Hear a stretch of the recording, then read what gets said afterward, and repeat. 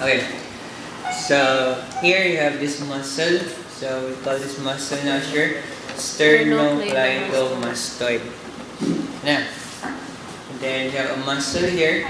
Also sternocleidomastoid is expect na posterior triangle is the neck, anterior portion here.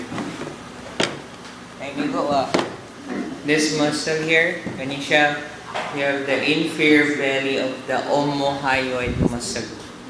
Inferior belly of the omohyoid muscle.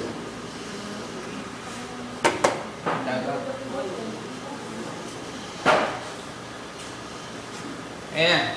Alright, next. Here, di may kayo maklara dali. There is at the other side. Orang yung mga muscle ko, di kayo so much clear. Mas clear here. Okay, you now have your scalene muscle. So you have three scalene muscle. Okay, one is called anterior. So this one, so we call it muscle na your anterior scalenus muscle or anterior scalene. This one is called the middle. So you have your middle scalenus or middle scalene muscle. And this one, we have the posterior scalenus or posterior scalene muscle. So anterior, middle, and posterior. Okay, here? Yes. Next. So you just imagine that this is found, Anong noon? Saan naman na siya, sir?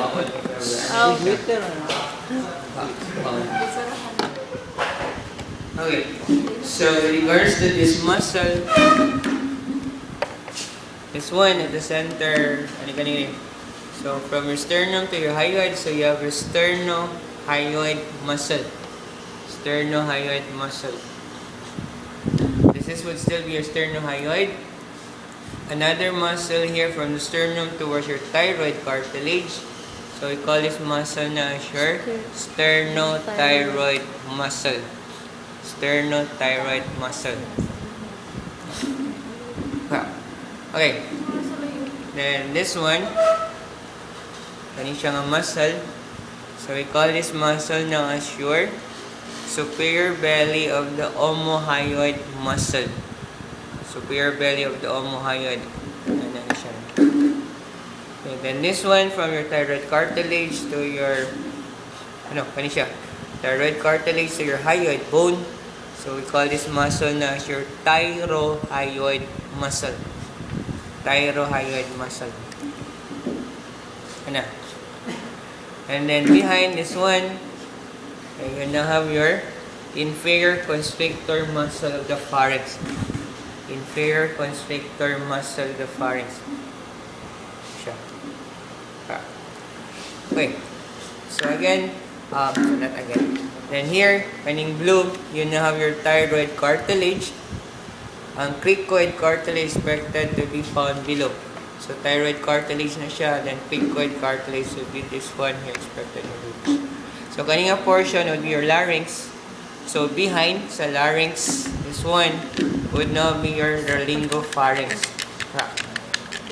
Laryngopharynx na siya. Okay? And then, so expected, this would be your, not expected, but this would be your esophagus. Ano siya esophagus? Posterior na siya. And kaning blue, you have your trachea. Part of the trachea. And then you have two lobes there. So, you now have your thyroid gland. So these are your thyroid gland. Okay? Then this part here, kanisha, would now be your epiglottis. Your epiglottis. Okay, there. Right there? Okay, let's proceed now to the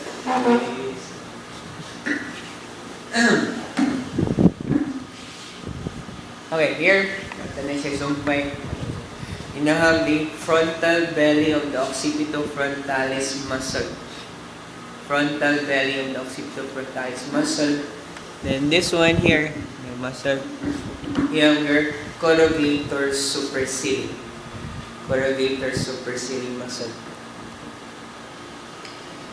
Then here, this muscle that surrounds the eye, so you have your orbicularis oculi. Orbicularis oculi. And then you have muscle here at the bridge of the nose. So you have your compressor nasi or compressor naris. And then expect na lang ka at the side, hindi kayo maklaro, you have your dilatator nasi or dilatator naris. Ano? Dilatator nasi or naris. A muscle there that expand or extend from the nose towards the upper lip. So we call this muscle now as your Taas, sir. okay, that's levator labii superioris aliquid nasi. Fine. From the nose towards your upper lip, so you have levator labii superioris aliquid nasi. And then, there, kani siya nga bone, muscle, medial lateral to your aliquid nasi, upper lip. So you have your levator labii superioris. Levator labii superioris. Then a muscle there from the upper lip going towards the zygomatic bone. So more medial, so you have your zygomaticus minor. Zygomaticus minor. And more lateral, you have your zygomaticus major. Zygomaticus major. Then here, muscle that surrounds the mouth or the lips, you have your orbicularis oris. And then you have a muscle here. This one here, inserting towards the angle of the mouth. So you have your levator anguli oris. Levator anguli oris.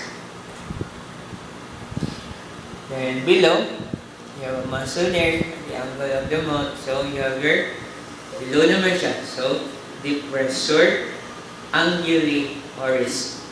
Depressor anguli oris. And a little bit medial to your depressor anguli oris. You now have your depressor labii inferioris. Depressor labii inferioris. Then further medial ng muscle. Ay muscle no? Yeah. So you have your mentalis muscle.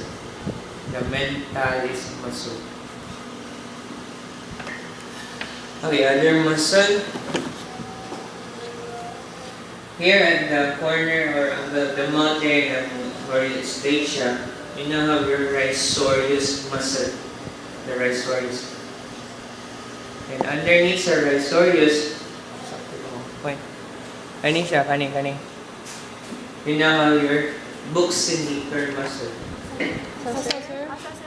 Buccinator. Where, sir? Where? Nowhere. Where? Kani? Kani o Ako kani? yun. Where? Ako yan na. Kani, sir. Tabunan, sir. Sir, Nowhere. kaning to ha? Oh, kani siya ba? Nakuan. Underneath sa risorius. Kana. Okay. Sige. Sige. Ano? Okay, another muscle here. At the angle of mandible there, kani siya, you now have your masseter. Your masseter. And then, muscle here, and sa inyong ear, you have the auricularis. One that is found above, so superior auricularis. The one that is found anterior, so you have the anterior auricularis. One that is found posteriorly, so you have posterior auricularis.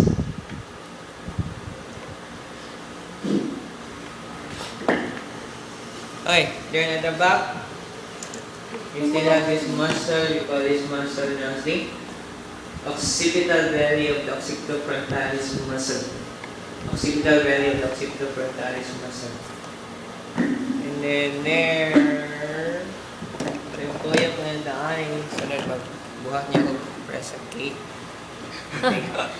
This one, you have your temporalis muscle. Temporalis. Now, okay, next. Okay. You have your salivary gland here, so salivary gland. So you put the name. Okay, this one, you know your parotid gland.